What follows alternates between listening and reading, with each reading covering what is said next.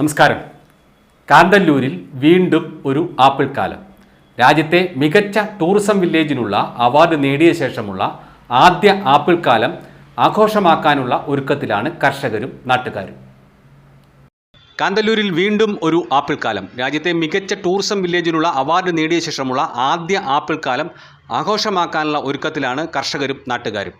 ഭാവനയ്ക്കപ്പുറം ചില്ലകൾ നിറയെ കുലച്ചു കിടക്കുന്ന വിവിധ ഇനത്തിലുള്ള ആപ്പിളുകളുടെ വിളവെടുപ്പ് ജൂലൈ അവസാനത്തോടെ ആരംഭിക്കും. ശരാശരി ഒരു മരത്തിൽ നിന്ന് 30 കിലോഗ്രാം വരെ പഴങ്ങൾ ലഭിക്കുമെന്ന് കർഷകർ പറയുന്നു. ചുവപ്പ്, പച്ച, മഞ്ഞ നിറങ്ങളിലുള്ള ആപ്പിളുകളാണ് ഇവിടെയുള്ളത്. വലിപ്പത്തിൽ ഇടത്തരക്കാരാണെങ്കിലും കാന്തല്ലൂരിലെ ആപ്പിൾ കാണാനും തൊട്ടറിയാനും കൃഷിക്കാർ സൗകര്യം ഒരുക്കിയിട്ടുണ്ട്. ജൈവവളം ഉപയോഗിക്കുന്നത് ഓരോ വർഷവും ഇവിടുത്തെ ആപ്പിളിന് ഡിമാൻഡ് കൂട്ടുന്നുണ്ട്.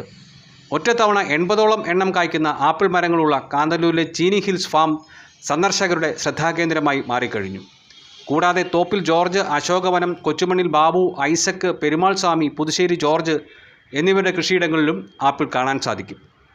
ഗോൾഡൻ അവാർഡ് നേടി രാജ്യത്തിന് നെറുകയിലെത്തിയ ശേഷമുള്ള ആദ്യ ആപ്പിൾ കാലത്തെ വരവേൽക്കാനുള്ള ഒരുക്കത്തിലാണ് പഞ്ചായത്തും വിനോദസഞ്ചാര വകുപ്പും.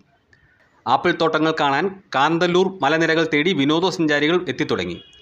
കാന്തല്ലൂർ, കൊളച്ചിവയൽ, പെരുമല എന്നിവിടങ്ങളിലാണ് ആപ്പിൾ മരങ്ങൾ ഏറ്റവും അധികമുള്ളത്.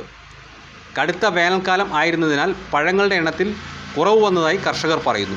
ആപ്പിളിനൊപ്പം പ്ലംസ്, സ്ട്രോബെറി, സബർജിൽ, passion fruit, orange, egg fruit, മാതളനാരങ്ങ, മരത്തക്കാളി, പീച്ചീസ് തുടങ്ങിയ പഴവർഗ്ഗങ്ങളും ഇവിടെ ധാരാളമായി കൃഷി ചെയ്യുന്നുണ്ട്.